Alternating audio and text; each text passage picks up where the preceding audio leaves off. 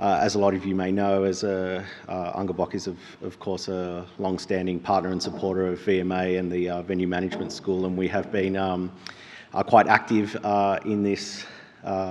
You will have seen us in the 4 hybrid sessions that we've run in the other states, the other venues, and they've not been without challenge. As much as I am a technologist, I would rather be doing things in person when it comes to stuff like that, and so I think that's why I am very interested to hear the next session about what we see the industry is going to be happening in the future.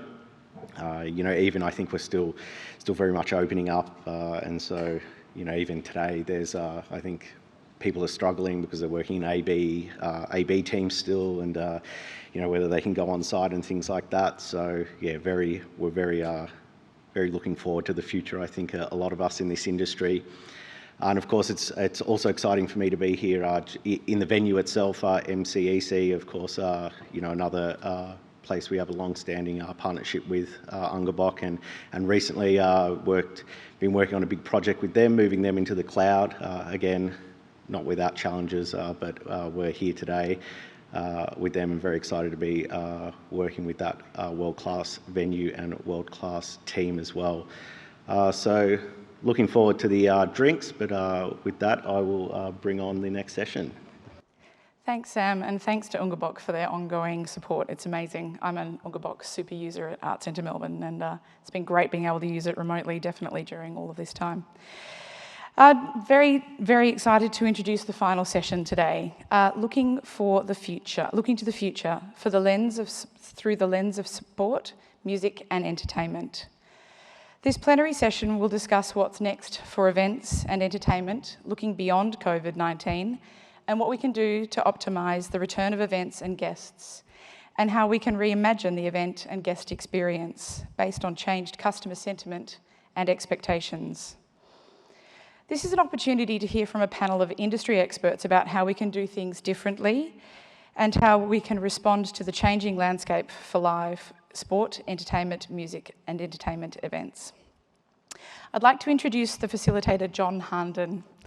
John is the Executive Officer of Melbourne Olympic Parks Trust, responsible for the management of Australia's largest sports and entertainment precinct, including Rod Laver Arena, Amy Park, and the home of the Australian Open.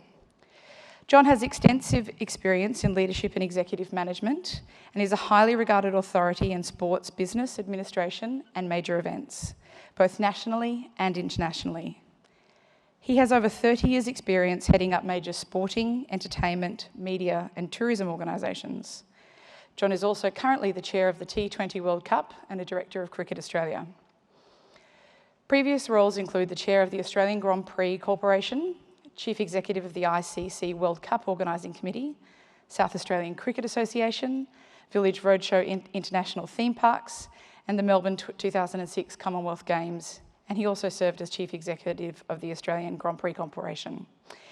In 2007, he was awarded an Order of Australia for services to sport for his work on the Melbourne 2006 Commonwealth Games, and in 2020, Life Membership of Motorsport Australia. Thank you, John. Thank you very, very much. Great to see everyone here, but more importantly, I'm sure we're streaming out to quite a large audience. I would like to just ask my fellow panel members to quickly come up firstly, and I'll introduce them and provide a more detailed summary in a few minutes. But firstly, it looks like Emma Pinwell from the Australian Ballet, Claire Spencer from Arts Centre Melbourne, and Roger Field from Live Nation Australia Pacific. But great to get them up here on stage. So firstly, from my side, I would like to acknowledge the Wurundjeri people, who are the traditional owners of the land. I think I'm allowed to take this off. And would also like to pay my and our respects to the elders, both past and present, and extend that respect to other Indigenous Australians present. Well, welcome. It's a great privilege to be hosting a discussion about the future of live events at a very optimistic time for the industry. After nearly 2 years of event cancellations, relocations, postponements, we now have a very, very clear way forward. And this is an unprecedented opportunity to think big, innovate, and apply the hard-won lessons of the last 2 years to better our industry and deliver improved outcomes for the broader community. The COVID-19 pandemic proved just how important live events are. They bring people together for shared experiences and to create lifetime memories. They were the one thing people missed most when they weren't there. Going forward, live events play a key role in the post-pandemic recovery, not just as economic drivers, but as shared experiences that bring people back together after so much time apart. As we look to the future, we need to think about how we, as an industry, can contribute. How can we create meaningful content that gives our audiences something positive to discuss around the water cooler rather than vaccination rates and case numbers? How can we support artists, entertainers and sporting teams as they work together to bring people back and begin the task of repairing our social fabric? And how we can maintain and build on the trust we earned throughout the pandemic by dotting every I and crossing every T on our COVID-safe plans. At Melbourne Olympic Parks, 2022 is looking to be one of our biggest years. We have over 300 ticketed shows in our pipeline for 22. The first event back will be tomorrow night, Melbourne City versus Brisbane Roar at Amy Park. A COVID-safe Australian Open will see 100% crowds as announced today, and hundreds upon hundreds upon hundreds of thousands of people and tennis fans at Melbourne Park. Live music 2022 will see The Killers, Kiss, Delta Goodrem, Billie Eilish, Snoop Dogg and many more. And our newest venue, Centrepiece, which has been completed during the pandemic, has already 200 forward bookings for the next calendar year. We're delighted with the support we've got from the industry, and I'm sure the story is the same across the board. Live events are back in a big way, and we're all going to be incredibly busy going forward. Having said that, and while we're all very optimistic, it is timely to pause and acknowledge what we've actually all been through. The last 18 months have without question been difficult for us all.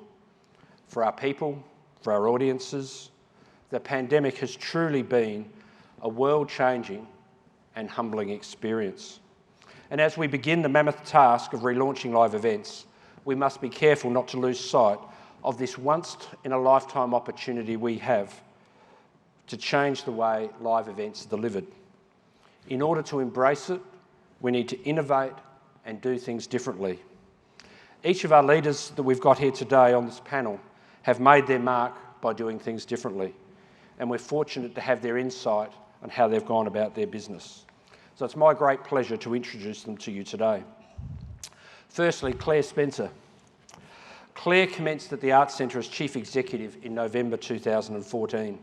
Since that time, she has steered the organisation through a major restructure to better position the organisation for the future and to position it as a leader in the cultural precinct and a major contributor to Victoria's creative economy. Key projects have included the launch of groundbreaking Asia-Pacific Triennial of Performing Arts, delivered in collaboration with more than 30 Victorian organisations. Claire is currently leading a major future-focused redevelopment of the Arts Centre, which I'm sure we'll hear about in a few minutes. This includes refurbishment of the theatres building and the addition of a new campus featuring workshops, studios and education spaces, and an expanded Australian Music Vault Gallery. The project is the cornerstone of a $1 billion transformation of the Melbourne Arts Precinct announced by the Victorian Government in June 2018. Please join me in welcoming Claire Spencer. Roger Field. Roger was appointed President of Live Nation Australia Pacific in September 2020. He's responsible for the Live Nation division across Asia Pacific, which includes 11 markets. In his role, he leads a future-focused team that adapts to the demands of the touring business and is responsible for the division's strategy and growth. Prior to this appointment, Roger served as the CEO of Live Nation Australia and New Zealand and was responsible for the company's performance and hugely successful touring roster. He oversaw a diversified and thriving VIP offering, formed brand partnerships with the like of Vodafone, Optus, NAB and American Express, and over recent years the company has formed a number of strategic partnerships with government and private enterprises.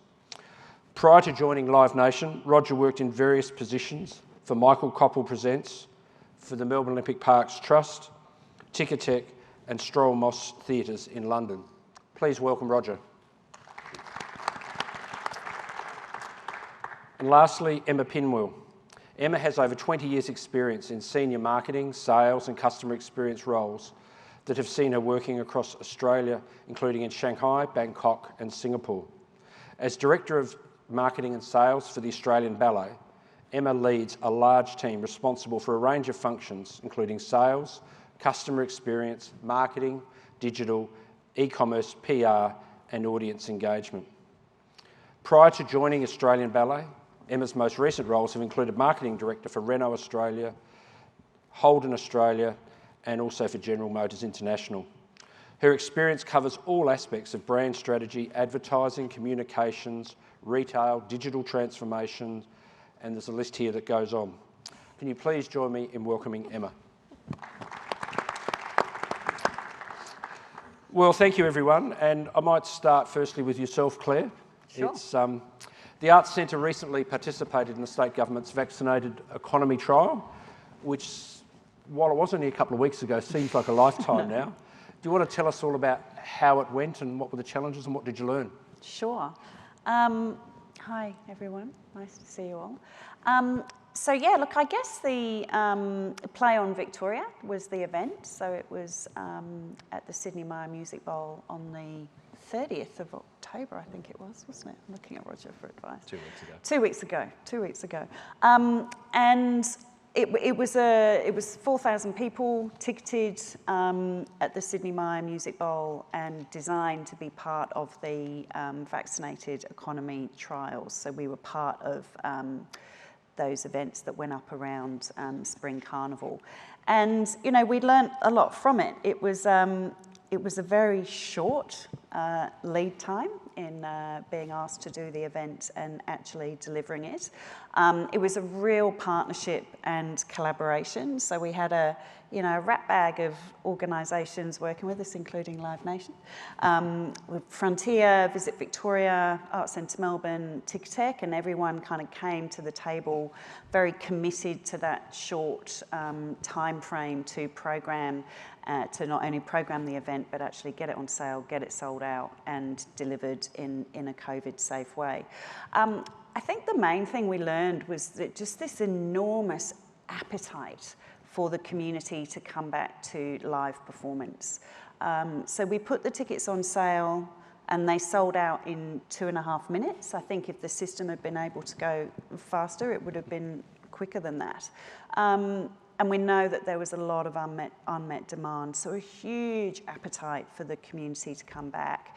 And we saw when people were in that environment, just the joy, just in walking back into the Sydney Myer Music Bowl and the anticipation of seeing live music was a very emotionally charged event.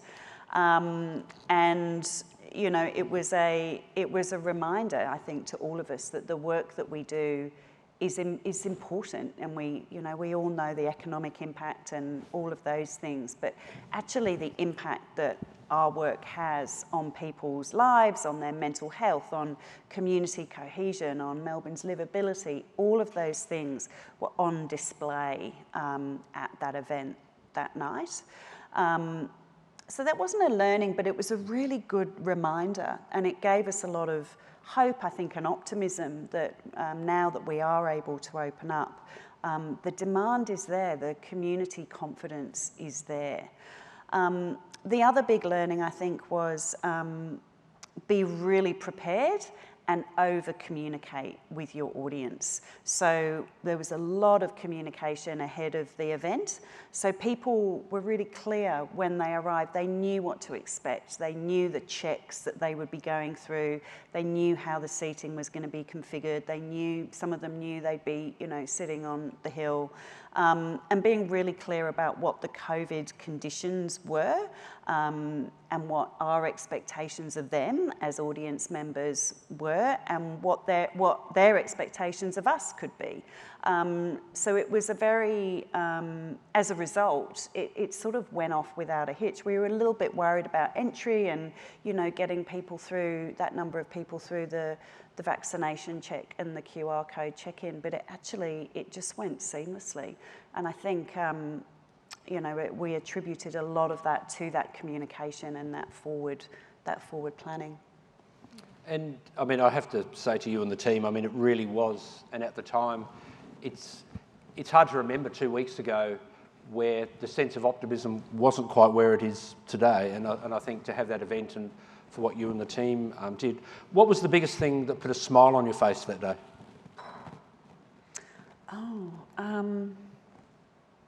So many things.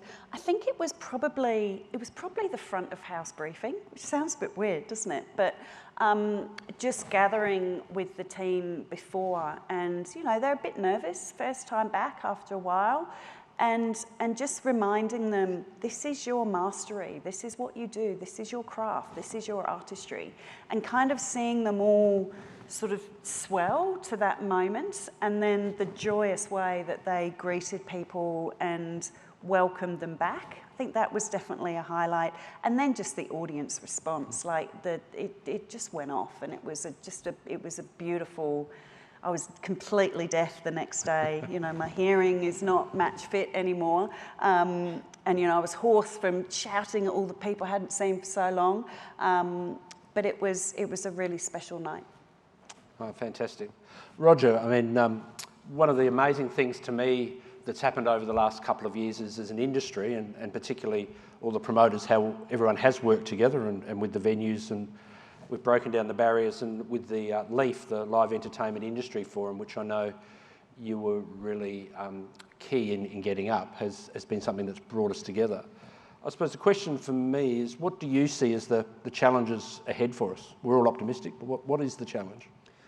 I think the primary, and I don't intend to be a pessimist, I'm being a realist. I think we have to, you talk about the optimism and it's great, but we have to all be prepared to continue to adapt, because this continues to be an unprecedented period of time. But I feel very much more positive about the fact that we are where we are, and there's a real sense of momentum now. So I think that the watch outs for me are not just to go back to the standard operating procedure, particularly from an industry perspective. I think we've taken a lot of things for granted, and we've presumed that what we do is as important as we think it is, and that people know exactly how big our industry is and what we mobilise. And we spent a good deal of time and effort over the past 2 years or so building that profile, and we need to hang on to that. So we need to be thinking about what we've learned during this period, but making sure that we retain those learnings, not only operational, but fiscal, you know, motivational, efficiency, and particularly I think what we have benefited from is this is, I hope, the only event I ever experience in this industry where everybody is impacted by the same thing, and it's given us cause to really appreciate and respect the whole ecosystem and everybody's contribution, and the fact that whilst we may all think what we do is the most important thing, without all the parts of the chain from the artist down to the consumer, we can't do it, and we can't do it at scale if the microsystem is not there, and the microsystem can't exist if there's not a career to be made out of performing at scale. So just make sure we carry, I guess, the battle wounds of the past period, you know, as learnings, and continue to develop and evolve as businesses and as an industry, and never really take for granted again what people do or don't know about us and our importance, but also what we all enjoy doing and have the opportunity to do as well. And do you think I mean, there's no question that Leaf, and I know yourself and some of the others working together, we got a much greater share of voice, particularly what you might say the live music or the live entertainment, as opposed to the sports side of it. How do you think we maintain that and continue to keep that on the radar and get cut through going forward, that we don't really lose that? One of the reasons that we came together and created Leaf was because there are so many industry bodies, representative bodies, whether it's a VMA, LPA, Australian Festival Association. We're all members of different ones. But I think what we spotted early in the piece was that sport was always going to be the big entertainment business and the one with profile with government. So I think what we need to retain is that sport and sporting venues, particularly in this group, realise that we're part of what they do. We're an important part of what they do. And I think it's been really helpful to have particularly the AFL in the venue business and interested in live concerts and understanding what live entertainment outside of sport delivers. So I think that component of Leaf, this industry from a contemporary entertainment, comedy, music, etc., needs to maintain that connectivity with what sport's doing. Whether it was Cricket Australia, the AFL, they were incredibly generous in what they shared as far as the plans that they were making progress with, contacts in government, all that sort of thing. That's really important, I think, to keep within the fabric of a group like this, where we actually have the commonality around venues particularly. Yep. No, thanks, Roger. Emma, we had the pleasure to work together earlier this year, which again seems like a lifetime ago, navigating through all the various restrictions and actually bumping the Australian Ballet in while we were bumping out the Australian Open. But summertime at the Ballet was a great success. Do you want to, and it was quite innovative, do you want to just give everyone a bit of a flavour and talk it all through a little bit? Yeah, sure. Hi, everyone. So summertime at the Ballet came about because our normal venue, being the State Theatre at Arts Centre, wasn't available at the time. And so we thought, what a great opportunity to try something really different, try a venue that we wouldn't normally be performing at, and really try to attract new audiences and broaden the demographic of people that come to the Ballet and see us for the first time.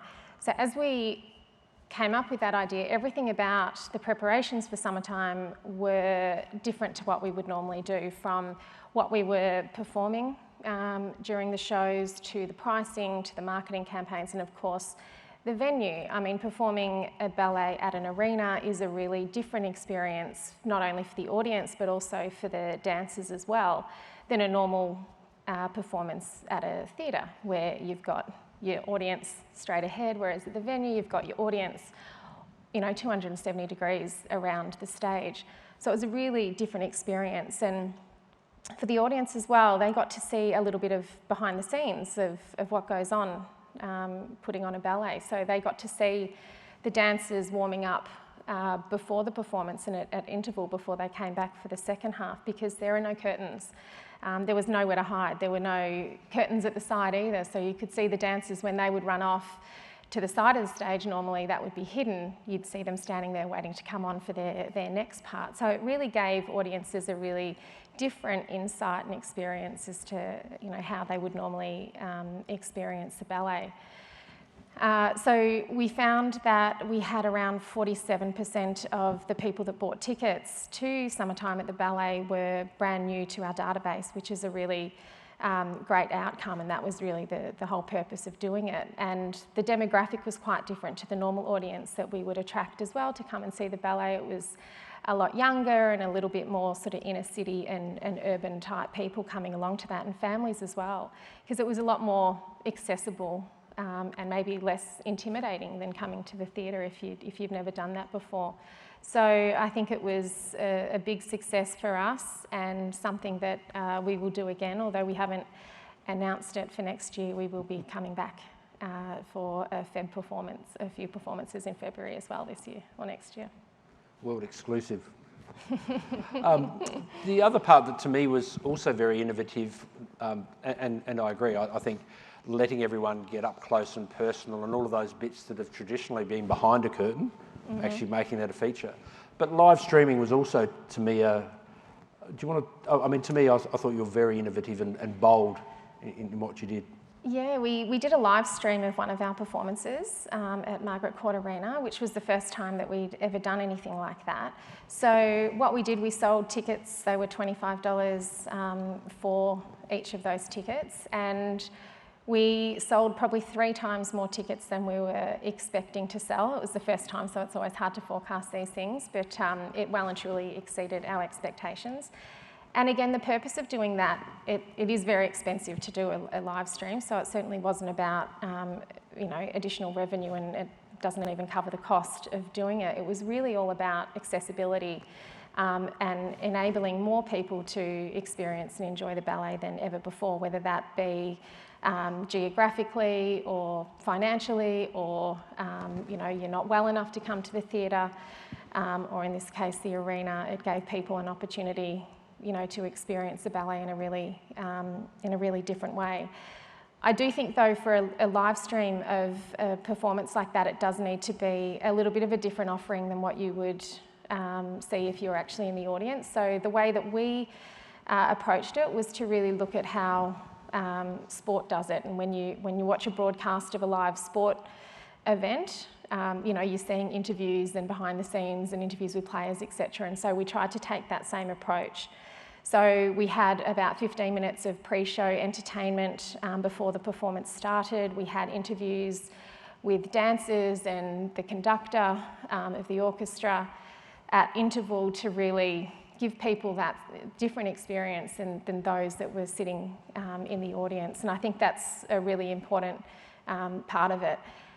We, as I said, we well and truly exceeded our sales targets, but what was really interesting, again, we had nearly half the people buying tickets to that had never been to the ballet or bought tickets to the ballet before. So again, a really good way to attract a different audience. And around 70% of those were outside of Melbourne Metro, so really gave an opportunity for people either in regional Victoria, interstate, and even overseas, an opportunity to see the Australian ballet that they wouldn't normally get to be able to do. So that was really good, and we'll do more of those next year as well.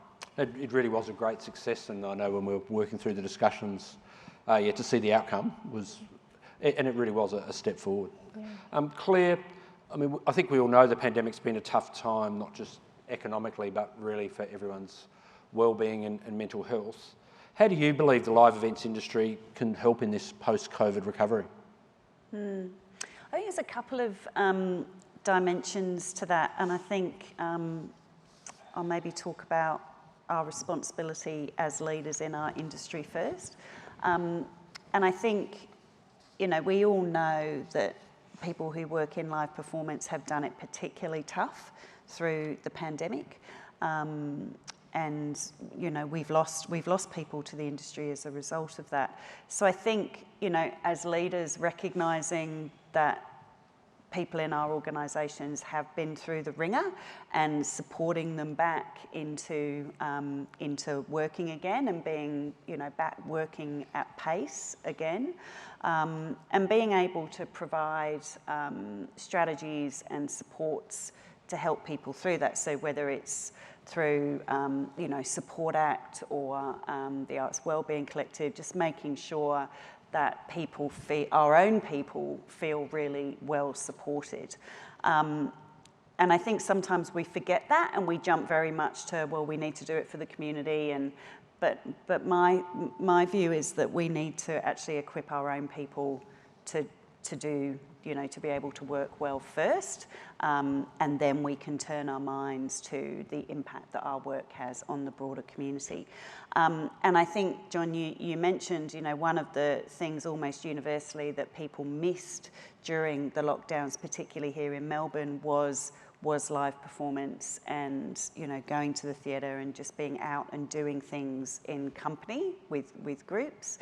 And to be able to bring those experiences back, and for people to be able to access them safely and with confidence, I think is a real tool for us as a broader community to be able to lift the spirits of of Melbourne, of Victoria more broadly, and to give some optimism that, yeah, this has been awful, this has been really hard, but we're still here. You can still come out, you can still, have a great experience, you can still, be entertained, feel joyous, be challenged, all of those things that live performance can offer you. And we just need to do that. We need to do it well, we need to do it loudly. And I think collectively, we need to encourage people to come back. I think one of the things we've done really well as a sector is, encouraging vaccinations. We had that great vaccination campaign where we all came together and supported that one campaign, regardless of who benefited from that. And I think getting that confidence for people to come back to live performance is the next industry collective thing, I think. And in that, to make sure that the government make the connection between improved mental health outcomes and people's return to these kind of experiences, whether it be sport, whether it be live entertainment. But let's not forget the deep connection between those two things. And I think to Roger's point, we just need to make sure as a sector we're consistently making that point and reminding, and let's not let that be forgotten as we all get back into doing our business. So, I think just in summary, there's the two sides of it. There's looking after our own people and allowing them to come back and caring for the community through doing what they do so well. And there's no question that we all have the digital experience, but as humans, we're actually hardwired inside. We want to have that contact. We want to be with people, and I think that's why we as an industry, and we've seen the pent-up demand, and that people are really overjoyed to be able to get back and come and enjoy each other's company. No different than today. I've seen a lot of people that haven't seen for a long time. And Roger, so talking about that, what do you think the next 12 months looks like for the entertainment industry? To use a Bowieism at golden years, I think we are going to. To Claire's point, I think we have some challenges ahead of us in respect of our people, and that is, I think, more around the reality that people have sort of grounded out for the last 2 years in organisations, and those not within the safety net of organisations have done it very, very hard with very little support. So I think we have to be very realistic about acknowledging the contribution that those people make, not only within our organisations, but also addressing some aspects like the continuity of work and the value that we place on the so-called gig economy, of which our industry is one of. A significant industry that relies on the gig economy, but our staff and our resources in that respect have very specific learned skills. So the first cab off the rank, I think, is about addressing that and trying to make sure that we have the ability to deliver the volume of content. I don't feel there's no indication, I think, anywhere in the world that there's real hesitancy around going to events. Things that we're putting on sale here already, we've put Dua Lipa and Billie Eilish on sale, and we've sold through the full runs immediately. I think there's definitely a desire to go out. I think with the sort of core demo that goes out, which is the sort of younger to middle-aged population, there's a real desire to move on from this period. So I think communication and reassurance to the older patron base is probably going to be a factor, because it's been a very scary period, particularly for those people. But I think that we're going to see, as we've touched on, a re-evaluation in patrons' mind of the importance of what we do and what they've missed out on. We've seen huge creativity from artists producing new music, new content. We've seen advances in technology in respect of moving exclusively to mobile ticketing, streaming going over and above where it would have been if we'd just been dealing with it on the side as we had been. And then I think from our organisation's perspective as well, we're going to need to, I think, work to address our industry's feeling towards the community in some respects in the comments that we've all heard about. You know, when there's crises and there's disasters, our industry's there to, you know, it's a struggle to cast your mind back to the fires in 2019. 2020 is the biggest thing we thought we would have to deal with, and those the concert that happened at ANZ Stadium. I think as industry businesses and leaders, we need to not only maintain the profile and connectivity with government, but then we've also got to remind or get our industry to re-engage with our community responsibility and role, and not hold any sort of grudges over that, I think. Indeed. And Emma, from the Australian Ballet's point of view, how does the next 12 months look for yourselves? Well, we've got an interesting year ahead because a number of our performances have been postponed from 2021 into 2022. So we've sort of got this combination of some performances that have been postponed plus new ones. And what we've found is our patrons are quite confused about the season going forward. And so we're having to really over-communicate with them on what's happening. I think as well there's a need to over-communicate in terms of the safety of coming back and all the plans and protocols that are in place in the venues, so people do feel comfortable in coming back.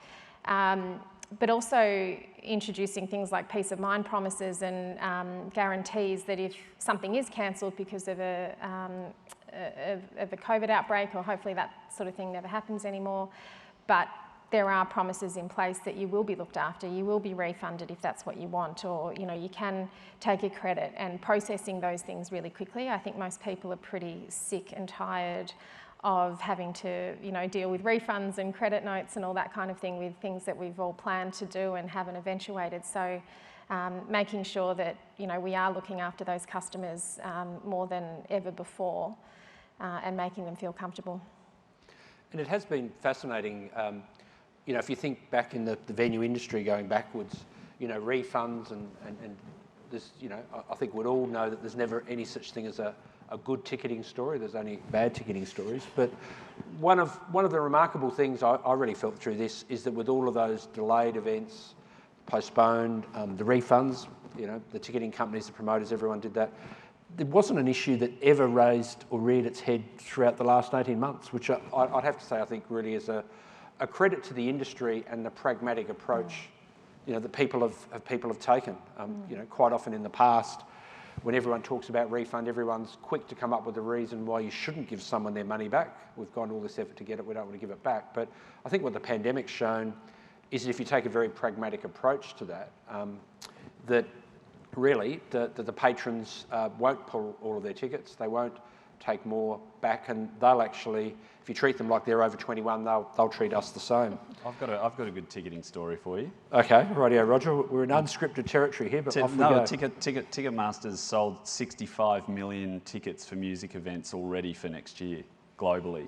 So if there's not an endorsement of, you know, a positive ticketing story bigger than that, then it doesn't get any better for the return, but also, you know, the reach. No, agree. And so to me, one of the real unexpected positives to me out of COVID and what we've been through has been how ticketing and a lot of that's really moved forward on many fronts. So just a question to each of you, really. I mean, Claire, what was the most unexpected lesson that you took from COVID-19 that you'll take forward? Other than how unruly my children are when I'm trying to be on Zoom calls. Look, I think just the resilience and the agility of the industry and those who work within it, their deep commitment to it. I think we saw that time and time and time again, and the pivots and the changes and the ins and the outs, and every day people turned up. And in itself, that didn't surprise me, but the fact that it's gone on for 2 years and people are still turning up, that for me is, the biggest thing, I think. Roger? Eating does make you feel better. That was a big learning. But I think I'm an optimist, and I think that it taught me that especially projecting to your teams and keeping them motivated and up, the optimism is critical and really important. But I think I've probably learned to just have a little bit of a not a pessimistic break in the back of my mind, but be thinking about the what ifs, because as Claire said, there's no way I thought this would go on as long as it did. And so it's probably just made me a little bit more pragmatic in a lot of respects. And Emma? I think for me, both professionally and personally, it's taking an approach of if you can do something, then just do it.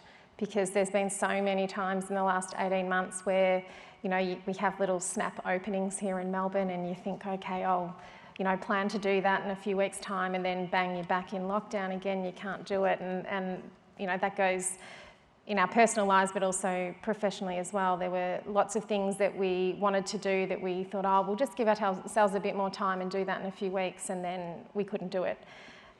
Even in terms of performances, we had to cancel our November and December seasons in Sydney at the end of September, because there's obviously decisions that need to be made many months in advance before you put on a big performance. But we'd always said if we can perform, we will. And a few weeks later, you know, there was talk of borders opening up and theatres in Sydney getting back to 100% very quickly. And so we said, well, if we can perform, let's do it. And 3 weeks ago decided we would put on a season in Sydney, and we're going to put on a season in Melbourne as well. And, you know, we've never done anything like that before, where we've completely created a ballet in, you know, it's a gala, so it's bits and pieces from different ballets we've done before. So it's easy to put together. It's doing it differently, but nonetheless, if we can do it, we're doing it. And so hopefully that opens next Thursday in Sydney. Hopefully the borders stay open and we can actually do that. But it is a great example of thinking differently, and I think being positive and proactive of all the reasons why we can do something, as opposed to the reasons why it's all a bit hard. Technology obviously plays a big part in all of our lives. I mean, what do we see as the new emerging technologies that we should really be looking to embrace, even if we're not 100% sure where it's at the moment? Claire, maybe? I think broadcast and streaming is here to stay. I think, you know, before it was a pretty niche part of our business, whereas now we've realised, you know, enormous benefits in terms of access and reach that we would be foolish to go back from. So investment in the technology to enable that, and even down to you know, we're renovating our big theatre in a little while, and all of that technology will be built into the venue in a way that we probably wouldn't have really considered prior to this. And Emma's example showed how that, even though it might have been on a small scale initially, how that can be monetised. And it is a brand new frontier. Yeah, we need to learn from the Australian Ballet about that. And then the other piece, I think, is just around, you know, consumer expectation around technology. And it took COVID for us to get to digital ticketing, I'm embarrassed to say, but that's what it took. And I think now that's absolute minimum requirement, and you know, we're seeing it as well with cashless transactions, and there would just be some things that we just never go back to, and we just keep building that capability. Yeah, and it will be important we don't go backwards, because I know everyone comes and says, well, when are we going to go back to this or that? And well, we're not. We need to just keep going forward. Roger, from your perspective? There is so much technology out there. I think Claire's point is well made around we need to, you know, we need to adopt the technology and foster the adoption instead of putting our own hesitancy ahead. I'm learning so much just by working in some of the other markets like China, and we've got global phenomena like NFTs, which are going to just, I profess, I don't really understand it. I don't understand, I understand a bit how it works, but I don't understand the consumer's thirst for them. But that is adding a whole dimension to our offering. Streaming, yes, it doesn't replace what we do. The core of what we do will still be the flywheel we hang everything off, but the reimagining of distance from shows, the reimagining of how artists can do meet and greets. NFTs are going to impact merchandising and take that into a completely new place. So I think we've got to stop being, without getting into any more specific technology, stop being so sort of insular about how our industry is and what we offer, and actually look at how the technology that's out there can apply to what we do, because it's in the digital sphere, and that means that it really is an infinite world of how we can apply technology to what we do instead of picking the technology that suits how we do it already. Yeah, and it's going to mean we need to be flexible in our commercial models, and you know, the example. This is being recorded. I know it is, Roger. It goes both ways. It goes both ways. But it will mean, though, we never make any money. No. The poor promoters. It does mean, though, that if we do want to change things, we are going to need to change the way we look at it. There is a pie to be divided up, and that doesn't mean that with new technologies or those things, it all goes to one person.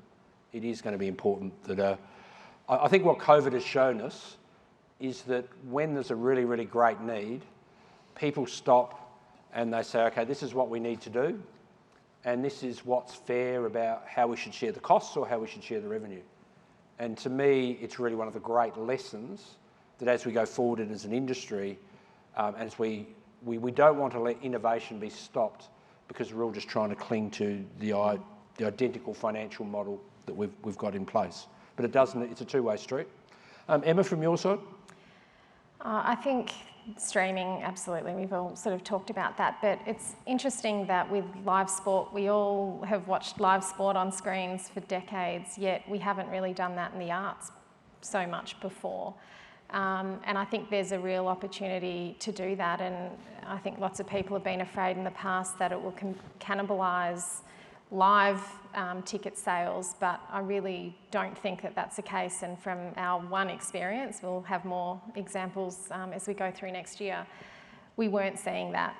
Majority of the sales, as I said, were outside of the geographic location of people that could come to the theatre. So it just broadens the opportunity, exposing more people to what we do, and hopefully they enjoy it and they love it and they go, well, I really want to go see that in real life. And it was only about, I think, 4% of our live stream ticket buyers also had a ticket to the live performance itself. So that's where I think having a different experience for the live stream is important, that I talked about before.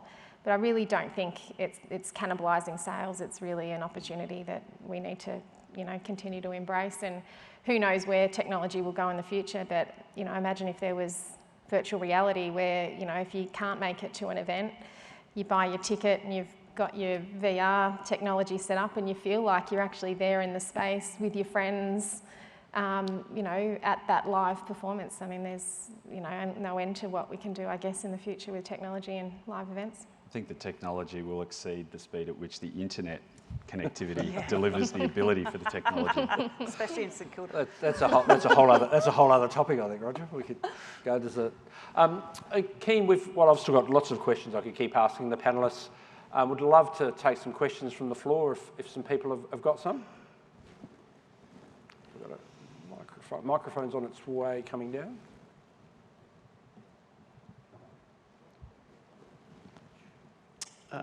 Paul McCarthy, PPM Safety. Question for you, Roger. With your background, obviously you've got a international backing behind you. What are you seeing the difference with the touring side of things compared to, say, America, Europe, negotiating the current, state boundary stuff here? Is it worse than Europe? The current, sorry, what? So the restrictions? state boundaries that we have within you setting up a tour in Australia. Oh, God, that's a separate session. I mean, I think that as a country, we've had a bizarre and unique experience in respect of realising as constituents, let alone as businesses, that each state really is its own jurisdiction, to probably a greater sense than even what we were seeing or what we did see in somewhere like the USA, where they've got a similar sort of complexity of individually governed states. We did go from being the envy of the world to everybody wondering at the start of this year what on earth we were doing, because one of the things that I did learn, to John's question, was don't ever think something won't happen. That's a mantra for our industry anyway, but I just couldn't have conceived that state borders were going to close within the one country and that sort of thing would happen. So I think we, contrary to other countries, really became subject or at the mercy of the media and the messaging, and I think that's made it very, very difficult to engage constructively with those making the decisions around our whole industry without an understanding of how it works, which is why we need to make sure that we continue driving into them how responsible we are, what measures we have in place. If we can manage a liquor licence, why can't we manage entry, for other factors?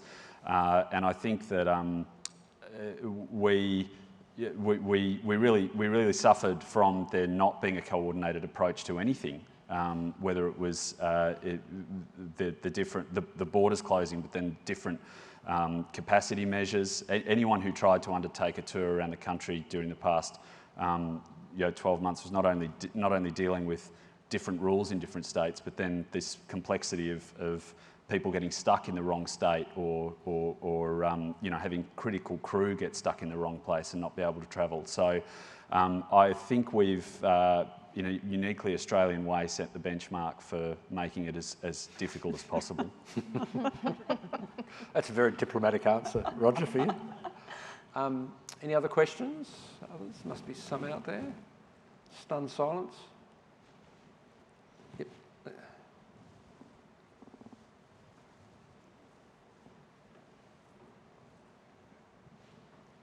Hello, it's Brian Cochran from Bunchel Place, City of Casey. Just on streaming, it has developed very quickly in a number of venues, but synchronisation rights, how do you navigate that for any music that we need publishing rights from? Because it's for, I suppose, medium-sized venues such as ours, just having the resource to pursue them it makes the whole thing almost not worth it, but we'd really like to continue to be able to stream. Yeah, I'll take that Please. question to start. It was difficult to navigate, I've got to say, and for live streaming of a ballet, you've got the rights of the artists, obviously, so the dancers and the musicians, that the usual broadcast arrangements don't really apply to a live stream like they would if you were doing a proper, recording and sending that out all over the world to different cinemas and broadcasters. So it's a very different proposition. So there was a lot of education with the artists, but then we also had to get approvals and negotiations and pay the creatives that go into making a ballet. That's the music, so the composer, the choreographer, and any of the artists that go into creating the ballet. So it's going to be interesting next year. We're still in that process for some of our ballets, and there will probably be some ballets in our season that we won't be able to live stream for that reason. But I think it's just really taking a different approach going forward as we're negotiating contracts for future performances, and when we're buying a ballet off, the creatives, that's part of the upfront negotiation. So it's not something we then have to go back and say, hey, we want to do a live stream in a few months, and then you're negotiating and they could, charge you whatever you want. And it's not about exploiting the artists and the creatives, but it's a different way, and that's sort of the way forward and the way we want to continue to operate as the audience wants that as well. So I think there's a lot of education, but it's in the pre-planning, and it's not easy. I think if I can add to that from the sort of contemporary music space as well, exactly the same issues, and particularly the issue that often the not the producer of the event, but the creative or whoever owns the rights puts a much greater value on what you're going to make out of it fiscally than is the reality. And we've dealt with this with festivals for years where, you know, if you're going to televise a festival, you get into the whole debate about, you know, how long it's going to run for, where it's going to run, which songs, etc. My artist's worth more, you know. There's the rights industry is going to have to get into a modern frame of mind. If we talk about industries that haven't really been affected by this whole period, it's the performing rights side of things, because people have still been consuming their asset. They just haven't been consuming it in the traditional way, but they've still been doing pretty well. I think it's really on us continuing to innovate as to how we use the streaming platforms and what we use them for, to be the persuasive argument for why artists and events should participate in it. If it's just going to be another way for us to sell more tickets or whatever else, apart from the fact that I think it doesn't work that way because of the live experience, and as Emma, you know, so aptly put, you have to add value for the customer as well. We've got to find ways where it has either a promotional benefit or it has a fiscal benefit through something other than just selling access to the performance to the artist. What we'll benefit from is there have been some artists that I think have gone into a whole new world, whether it's Dua Lipa or any number of the artists that used it as a platform to launch when you couldn't do the traditional promotional tour. And they, in engaging with that platform, will innovate, and through that innovation I think we'll all learn different things that we can, in different ways that we can sell it to whoever's in your venue as a reason for them participating, and that's all about growth of reach, or it's growth of revenue for the artist, and if we can unlock that, I think more of them will come on the journey. We had to, I confess I didn't even know what a sync right was before COVID, so I think there's a really steep learning curve, and I think from a venue point of view, it's become one of those sort of base capabilities that hirers come to us and ask about, and there's a level of expectation that we'll be able to provide advice around that.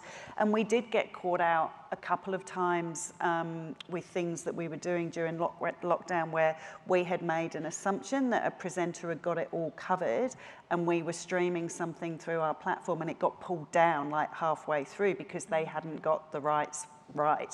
So I think making sure that that's seamless across presenter, venue and platform as well is critical. But as a venue, perhaps it's thinking about, well, how can we all kind of come together and create that level of expertise and share it, not be proprietary about that. And if I could add one more point, capitalising on the period of COVID and the bringing together of organisations, you know, APRA and AMCOS and ARIA and LEAF and LPA and everyone worked very, very closely together through this period and learnt a lot more about each other's businesses and obligations. I think it would be highly unlikely that APRA particularly would undervalue the live component of rights collection. Again, because they've had 2 years without significant revenue coming into the mix, and industry-wise, from a live perspective, we should make sure that we capitalise on them valuing the live component and seeing it as an important rights delivery to their members, but also something that needs to be nurtured and looked after by them as well. One other interesting thing to think about as well, if you're looking to stream live performance, it was different to the live stream of our Summertime at the Ballet, which was done on a sort of private platform. But we were streaming World Ballet Day a few weeks ago, and we had the rights to the music. We paid for that. It was a 3-hour live stream through Facebook and YouTube. And even though we had the rights to that, Facebook's algorithms or whatever computer had picked up that's, you know, there's rights holders there, and stop the stream. So we then had to quickly pivot to try to get everyone who was watching on Facebook to then watch it on YouTube, even though we had the rights. So then there's some learnings there about, okay, well, how do we make sure that doesn't happen again? So there's just so many little loopholes. And everyone can't take their usual commercial clip on the way through, to John's point, Yeah. you know, because there'll be nothing left and no one will do it. Yeah. That's right. That was a great question, and it really is a big way forward, and it's not something we should be fearful of as an industry, and look at it as what's the opportunity and how do you grow the fan base, and how do you get people to live stream something thinking that, well, I couldn't get there because it wasn't in my city or my country or whatever, but I'm going to absolutely make certain that when it's, say, in Melbourne at Rod Laver Arena, I'm going and be there live. Other questions?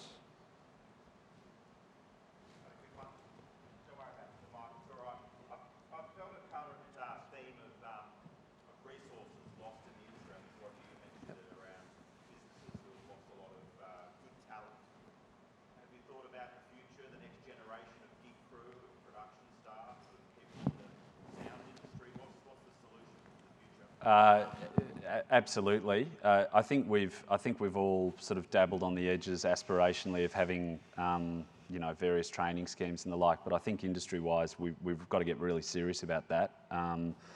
The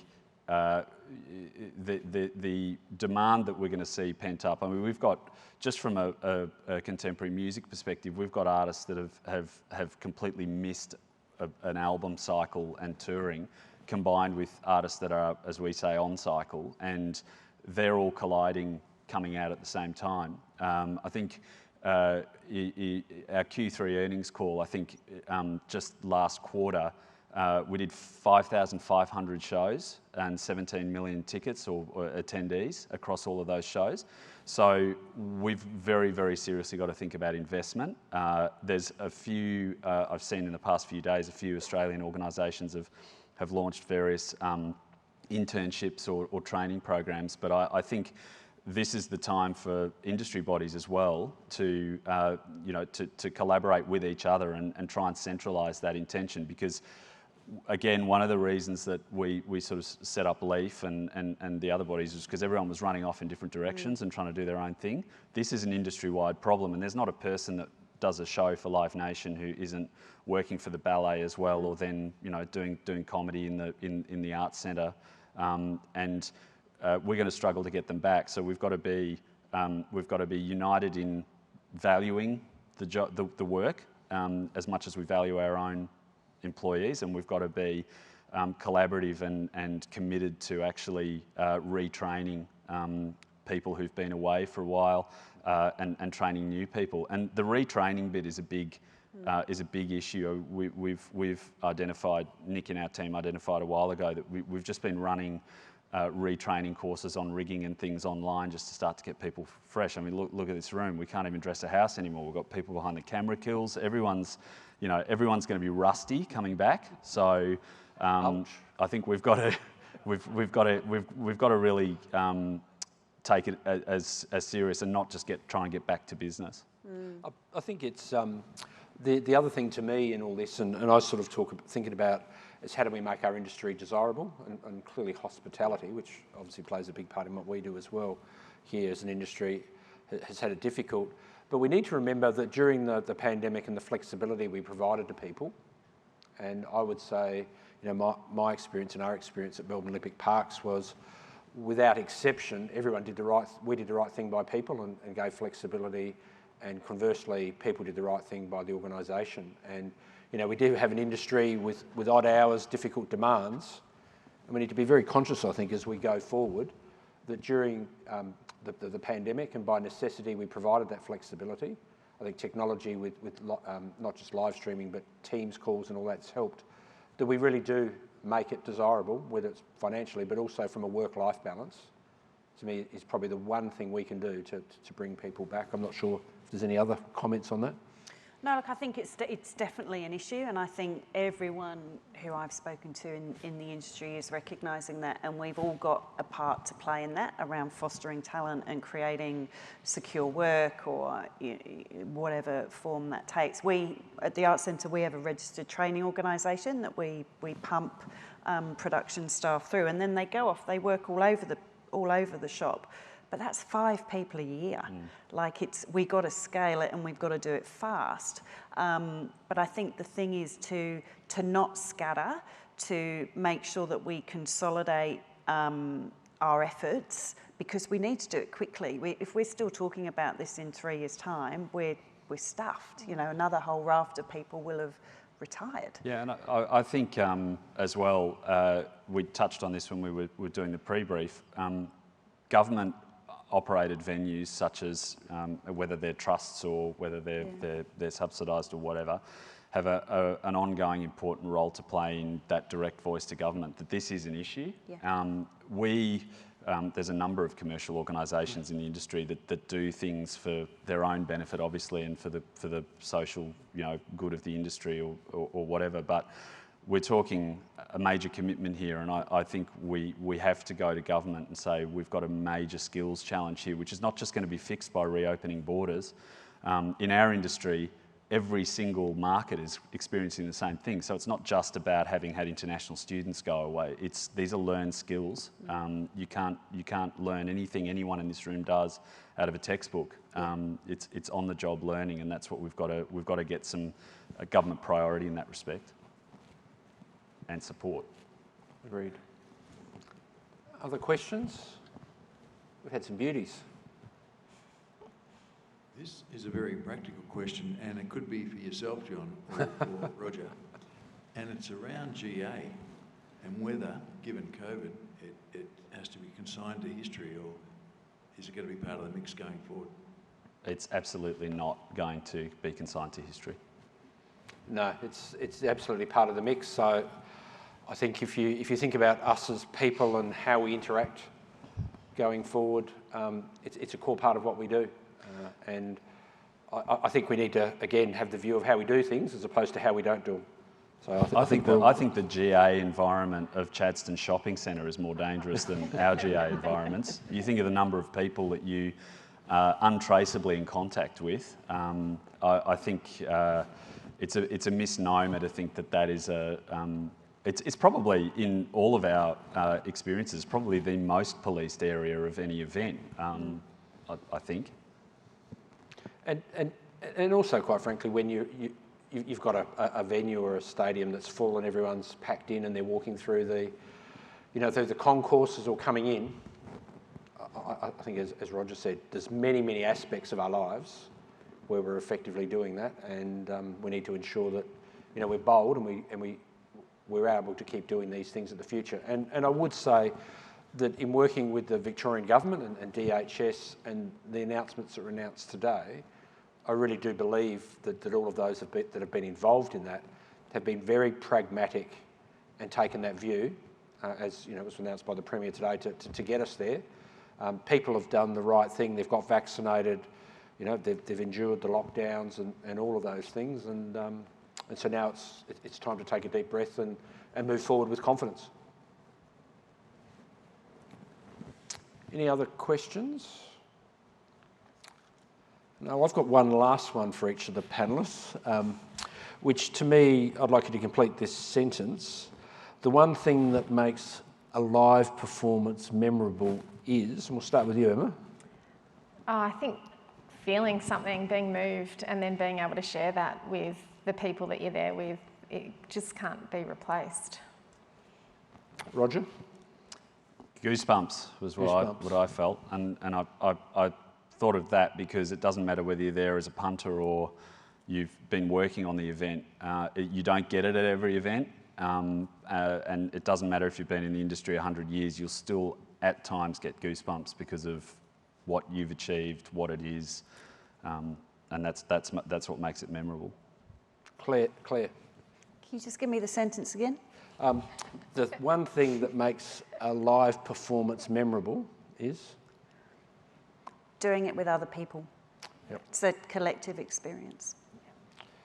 Agreed. I mean, my answer was those that you're doing it with, the friends and that shared experience. And I think for all of us as an industry, we should draw great comfort in that hardwired part of us as humans will ensure that coming to conferences, coming to live performance, coming to sporting events is always going to be there as we go forward. Well, thank you very much for your time this afternoon, and can I especially thank our panellists, Emma, Claire and Roger, for their time, and all of you, so thank you very much. It's great to be doing one of these live. I know, right? No, isn't it?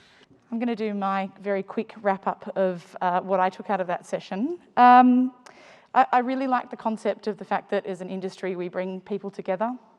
It's really something that's quite crucial to me, and I think it's something that we've all missed quite critically.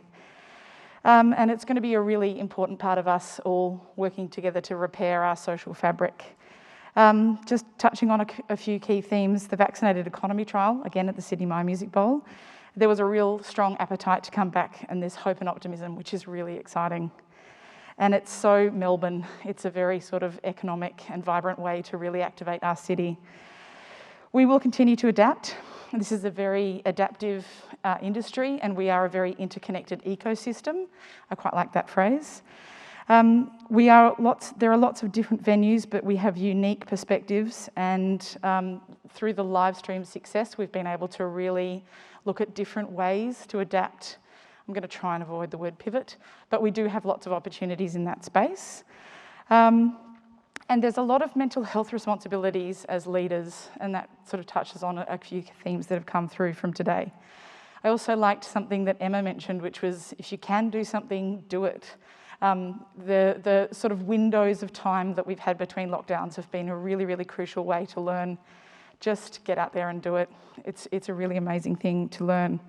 And again, the key themes that kept coming through of the importance of collaborations and connections. There was a really critical moment quite early in the pandemic that I thought, gosh, we could actually go quite protective and go really hard on our force majeure clauses, which I'm sure we're all very familiar with now. But it was a really, really exciting moment that we actually came together and found a positive way to get together and move forward. So I'm really, really very grateful for that.